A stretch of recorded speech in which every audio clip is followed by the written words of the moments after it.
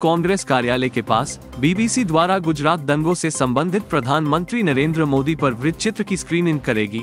लक्ष्मण ने भाजपा द्वारा documentary India the Modi question के विरोध और प्रतिबंध पर आपत्ति जताई। उन्होंने बचाव किया कि बीबीसी एक विश्वसनीय समाचार संगठन है। उन्होंने कहा, हम किसी भी कीमत पर इसकी स्क्रीनिंग करेंगे और देखते हैं कि इसे कौन रोकता है। स्क्रीनिंग के लिए कोई समय नहीं बताया गया है, लेकिन गुरुवार को कांग्रेस कार्यकर्ताओं के इसमें शामिल होने की उम्मीद है।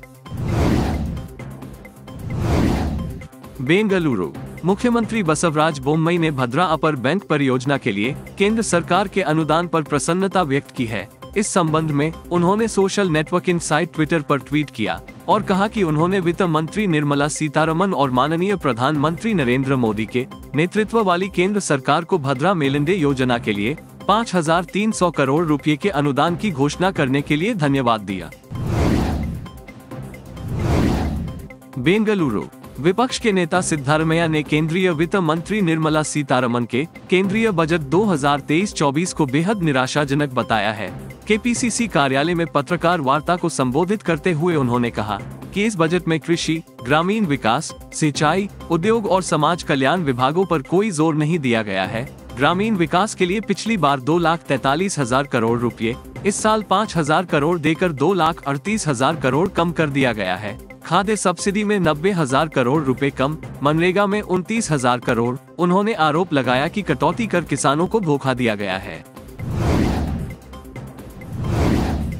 दिल्ली आम आदमी पार्टी की विधायक आतिशी मार्लेना ने मंगलवार को कर्नाटक के मतदाताओं से उनकी पार्टी का समर्थन करने का आग्रह किया, जो उन्होंने कहा कि सरकारी स्कूलों और प्राथमिक स्वास्थ्य सुविधाओं की गुणवत्ता में सुधार के लिए प्रतिबद्ध है। दिल्ली में सार्वजनिक शिक्षा को पुनर्जीवित करने के शिल्पकार के रूप में जानी जाने वाली आतिशी यहां एक संवाददाता सम्मेलन को संबोधित कर रही थी।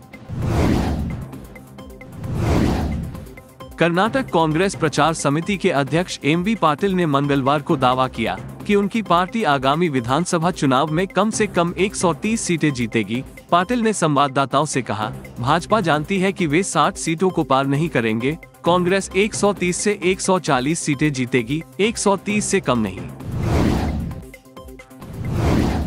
अनेकल बन्नेरघट्टा के पास बालमारा में डोड्डी के समीप एक कंक्रीट मिक्सर लॉरी नियंत्रण खोकर एक कार के ऊपर गिर गई, जिससे एक मां और बेटी की मौत हो गई। मृतकों की पहचान 47 वर्षीय आईटी कर्मचारी गायत्री कुमार और 16 वर्षीय समता कुमार के रूप में हुई है। जब वह अपनी बेटी को स्कूल छोड़ने के लिए अपनी कार से आ रहे थे, तभी मोड़ पर तेज गति से आई लॉरी ने नियंत्रण खो दिया और कार के ऊपर गिर गई। ये एक ठोस लॉरी थी, इसलिए इसे साफ करने के लिए 4 क्रेन और एक जेसीबी का इस्तेमाल किया गया और कार में सवार 2 लोगों की गंभीर चोटों के कारण मौत हो गई।